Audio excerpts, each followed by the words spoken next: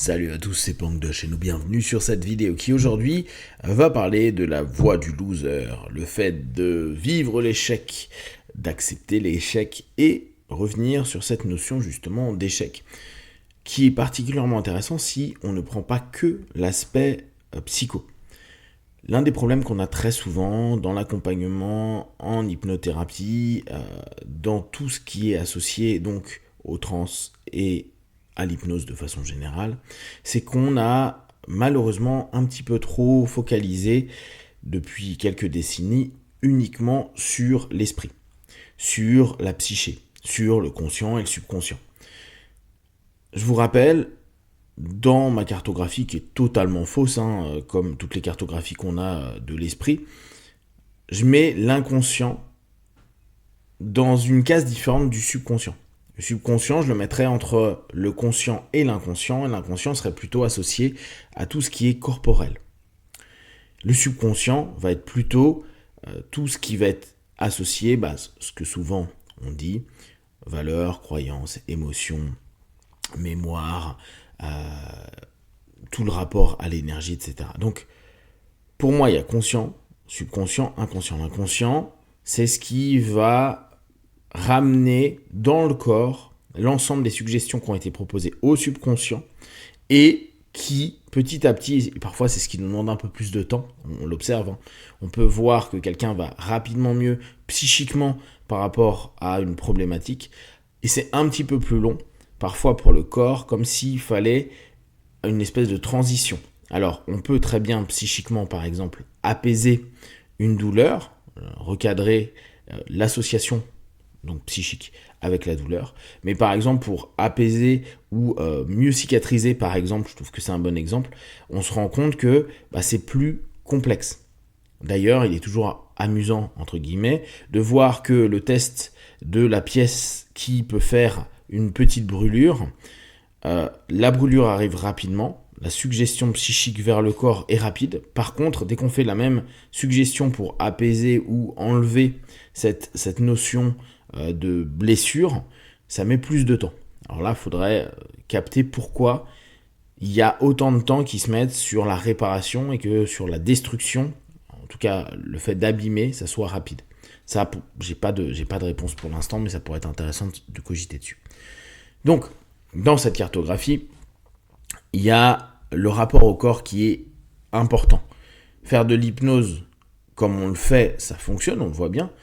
Cependant, je pense qu'on peut vraiment, à longueur de session, rajouter des éléments physiques, faire se lever la personne, faire des gestes idéomoteurs X et Y, qu'importe lesquels, faire du mouvement pour que le partenaire automatise aussi dans son corps un ensemble d'éléments quand ils sont à un certain niveau de transe. En plus, ce rappel au corps amène énormément quant à la possibilité de bien gérer ces transes et ouvre la possibilité d'être constamment dans l'action de notre partenaire, c'est-à-dire qu'on lui donne la possibilité, on lui offre la possibilité d'être toujours acteur, en mouvement, créateur et en lien corps-esprit.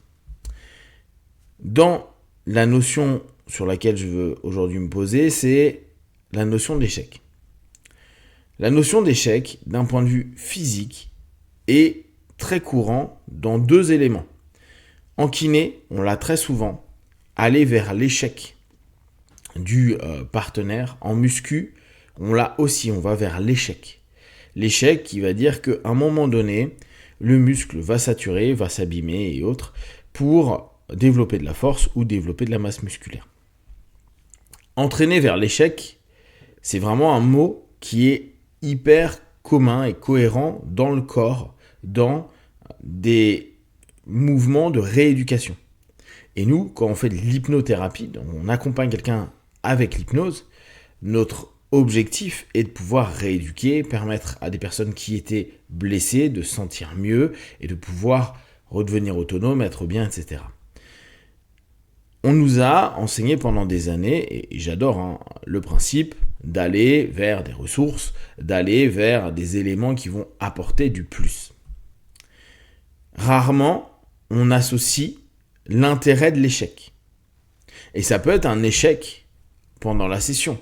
Un échec de réussir à mettre plus de distance entre nous et un élément traumatique. Un échec sur peut-être une régression qui amène à quelque chose d'intéressant. Un échec sur un ensemble de questionnements qui, dans l'instant, n'apportent pas quelque chose de particulièrement utile et qui peut-être, la session qui suit, va faire émerger des éléments intéressants. Comme si un échec de séance, et je parle d'un point de vue, il n'y a pas de feedback par rapport à l'objectif attendu durant la séance, ne veut pas dire que la séance qui suit, il n'y a pas quelque chose d'intéressant qui va se créer.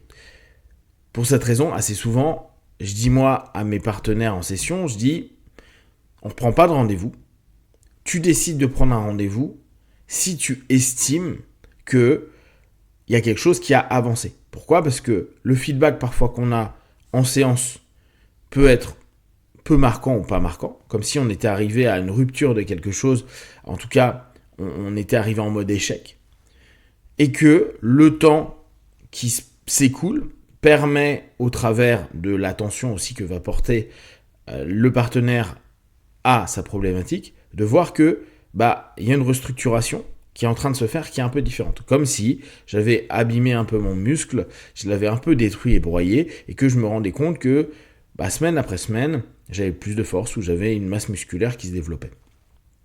Et ce feedback me fait dire, je vais pouvoir y retourner, et ce que j'ai vu comme un échec est en fait une structure potentielle pour le reste. Bien sûr, ça ne veut pas dire faire des séances de merde, c'est que ne pas obtenir nécessairement le résultat d'un objectif à une session donnée, au travers d'un travail qui est structuré, vous savez où vous vous dirigez, vous savez le type de questions que vous avez posé, vous savez la cartographie que vous avez, les rapports transférentiels qu'il y a, les suggestions et les feedbacks que vous avez eus pendant la transe, mais qui ne vont pas être les mêmes hors transe, etc. Vous allez pouvoir comprendre que, ok, ça c'est pas ok, ou là on arrive à une limite, on arrive à quelque chose que la personne ne veut pas passer ou ne peut pas. Veut pas dans la notion de, en général, s'il pouvait, il voudrait le faire, mais il peut pas. Donc à ce moment-là, on devrait davantage mettre en avant la notion possible d'échec, voire même amener jusqu'à une certaine impossibilité du partenaire d'un point de vue psychique, plutôt que d'utiliser des ressources ou des éléments hyper apaisants et hyper agréables étant entre guillemets, c'est comme se dire, je vais faire de la muscu, je fais plein de reps, mais j'arrive jamais à un moment d'échec, c'est-à-dire que j'ai jamais une fatigue qui va faire quoi que ce soit. C'est comme des entraînements où on se met jamais dans les sports de combat, dans des modes où on va rencontrer des gens qui sont meilleurs que nous. On fait que combattre tout le temps des personnes où on se met jamais en difficulté. On se met tout le temps dans un état où on est sûr d'être ok.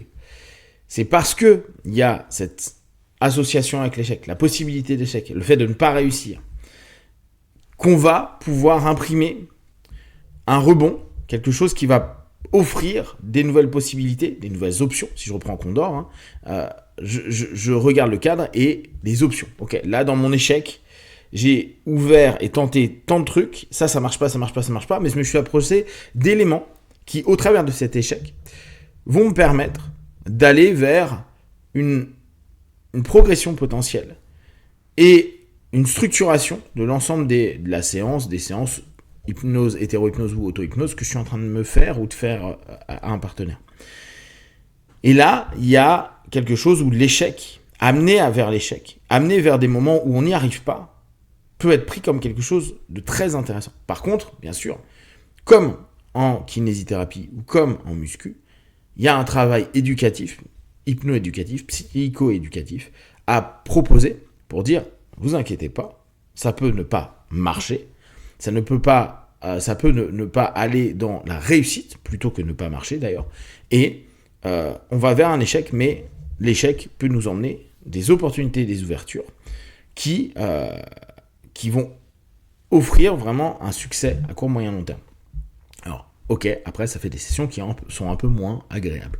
Si vous avez des questions et des remarques, partagez sur Facebook, YouTube, j'y répondrai le plus rapidement possible. Et comme d'habitude, tout ce que je propose, ne prenez que ce qui est bon et juste pour vous. Testez, observez, analysez et concluez. Be one, ciao.